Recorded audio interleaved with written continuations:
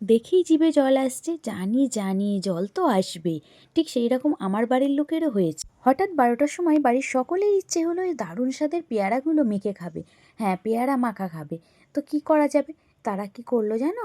সঙ্গে সঙ্গে এই যে পেয়ারাগুলো উড়িয়ে উড়িয়ে 2-4টে পেয়ারা পেড়ে নিয়ে এসে ভাগ্নি আমার হাতে দিয়ে বলল, চলো আজকে এগুলো মাখা করে দাও, এগুলো সুন্দর করে আমরা খাবো।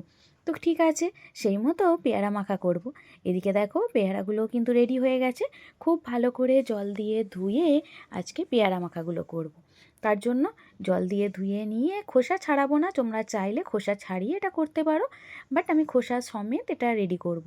এই যে পেয়ারাগুলো যেইভাবে ঘোরালাম সুন্দরভাবে পিস হয়ে গেল। আবার দেখেছো পিসগুলো কেমন হেঁটে হেঁটে চলে যাচ্ছে?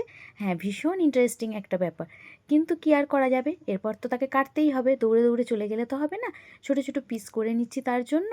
এইভাবে সরু সরু করে কেটে আবারও একটু জল দিয়ে খুব ভালো করে ধুয়ে নিতে হবে। দেখো কতটা নোংরা বেরিয়েছে। দেন এবার চলো, যেহেতু পেয়ারা মাখা করব তাই 2টো কাঁচা লঙ্কা, একটু ধনেপাতা, একটু সুন্দর করে মিক্সিতে পেস্ট করে নিয়ে সেটা দিয়ে দিলাম। আর কি কি দিচ্ছি সেটা দেখতে থাকো। দিয়ে দিলাম দেখো একটু বিট লবণ, চাইলে তোমরা সাদা লবণ এখানে অ্যাড করতে পারো। দেন দিয়ে দিলাম একটু চাট মশলা, একটু লঙ্কার গুঁড়ো খুব সামান্য, আর একটু বাড়ির তৈরি করা ভাজা মশলা, যেটা খেতে আরও স্বাদটাকে বাড়িয়ে দিয়েছে। এরপর ঝাঁকানাকা করে জাস্ট এইভাবে নাড়িয়ে নাও। হাজব্যান্ডকে দিয়েছিলাম ঝাঁকতে, সে খুব সুন্দর করে মেখে দিল, দিয়ে প্লেট আউট করে দিয়েছে। জাস্ট ফাইনাল লুকটা দেখো, ভীষণ সুন্দর। দেখেই জিভে জল আসছে, জানি জানি জিভে তো জল আসবেই। বিশেষ করে মেয়েদের এরকম মাখা খেতে ভীষণ ভালো লাগে।